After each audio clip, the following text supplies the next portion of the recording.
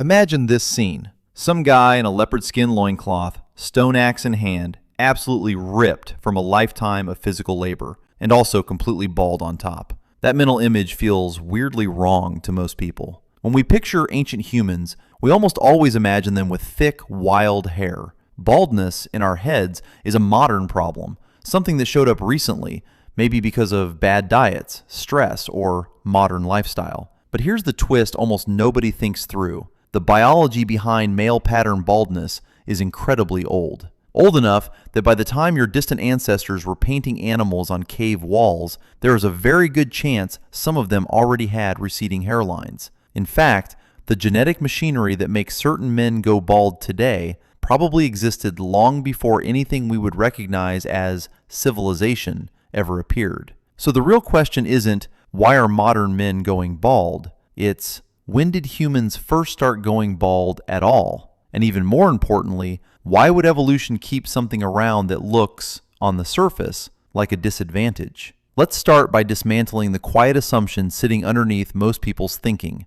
that baldness is some kind of new, abnormal condition triggered by just how weirdly artificial modern life has become. When scientists started comparing genetic variation linked to androgenetic alopecia, the fancy term for typical male pattern baldness, across different human populations, they didn't find a neat, recent signal that said, this all started a few thousand years ago. What they found instead looked much older. Many of the main genetic variants implicated in male pattern baldness are tied up with how our bodies respond to androgens, especially dihydrotestosterone or DHT. That hormone and the receptors it binds to are not modern inventions.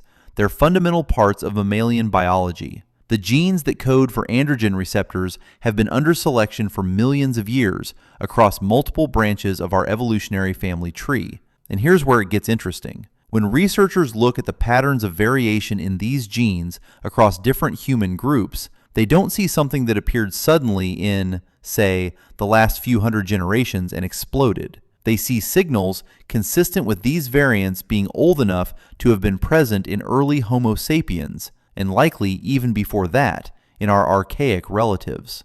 In other words, by the time humans started doing recognizably human things, organized hunting, symbolic art, long-distance migration, the basic genetic setup that allows male pattern baldness to happen was almost certainly already in place. So when did it actually start expressing as baldness we'd recognize today? To answer that, you have to zoom out beyond just hair falling out and think about what was happening to human hair overall during our evolution, because humans are weird apes. We lost most of our body hair but kept a thick patch on top of the head. That alone is a giant evolutionary mystery.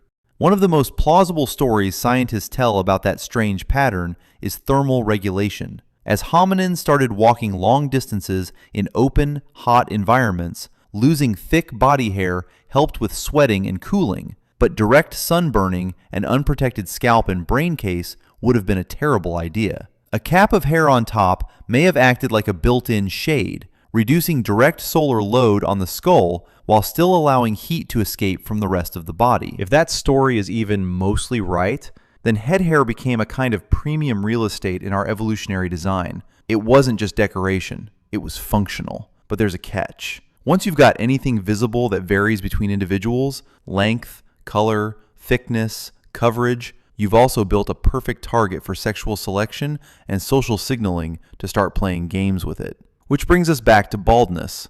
Male pattern baldness isn't just hair gone, it's hair loss in a very specific pattern. The classic receding hairline, the thinning crown, creating a ring of hair around the sides and back. And that pattern is strongly tied to androgen sensitivity, the very same hormones that deepen the voice, build muscle, and increase things like beard growth in men are involved in miniaturizing hair follicles on the scalp in those exact regions. So you end up with a strange paradox. The very hormones associated with male traits and maturity are also the ones that, in some men, later in life, trigger a visible loss of head hair.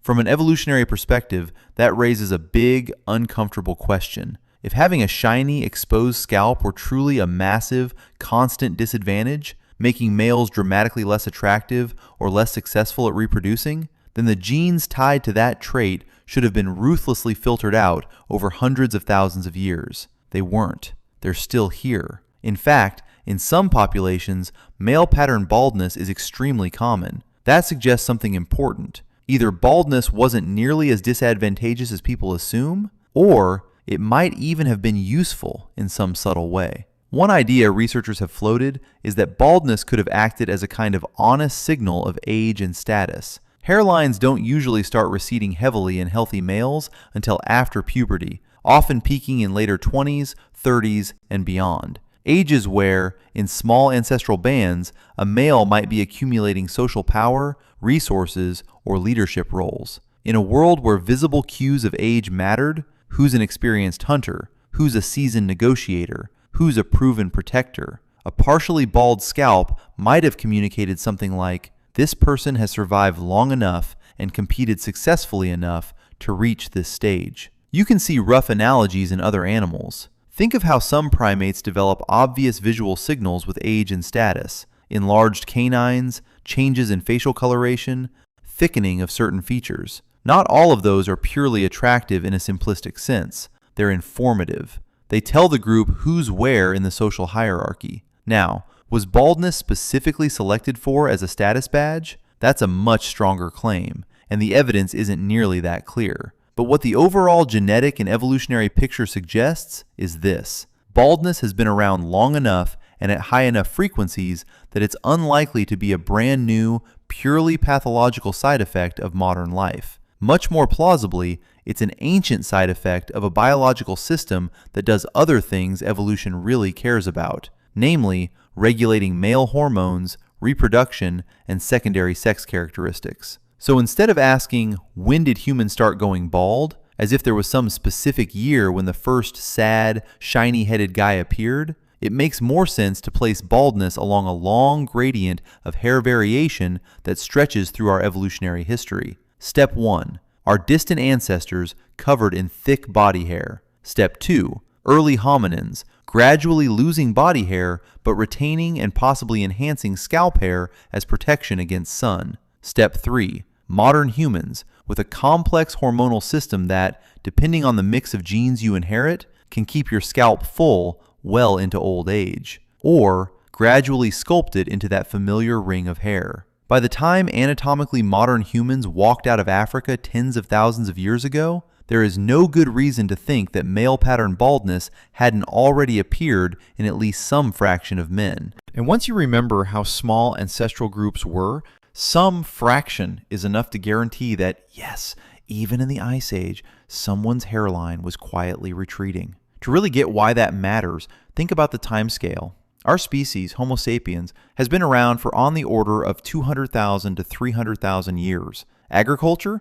That only shows up roughly 10,000 to 12,000 years ago. Industrialization and modern lifestyle? A blink of an eye, a couple of centuries. If baldness genes and their associated hormone systems go back deep into the Homo line, then most of the evolutionary story of baldness played out long before farming, long before office jobs, long before processed food. Whatever forces shaped how common or rare baldness became, they operated primarily in a world of foragers, small bands, and natural environments. That doesn't mean modern life has no effect. Nutrition, stress, environmental toxins, all of those can influence when hair starts thinning, how fast it progresses, and how noticeable it is. But the capacity to go bald, the underlying wiring that makes some scalps respond to hormones differently than others, that's ancient. There's another layer to this that scientists are still debating, and it resembles debates over other modern conditions like obesity.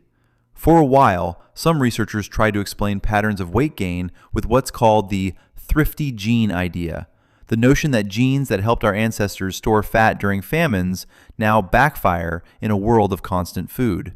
You could imagine a similar story for baldness. Maybe it offered some mysterious advantage in the past and now shows up as an annoying cosmetic problem. But just like with those famine stories, the reality might be more subtle. Instead of baldness being something evolution directly wanted, it may simply be a tolerated side effect of a system that mostly works well. Genes that regulate hormone sensitivity are doing dozens of jobs at once, shaping puberty, fertility, muscle growth, sexual behavior, even mood. If one of the trade-offs of a particular hormonal tuning is that some scalp follicles slowly miniaturize in midlife, that might not have been enough of a problem to outweigh all the other benefits those genes were providing.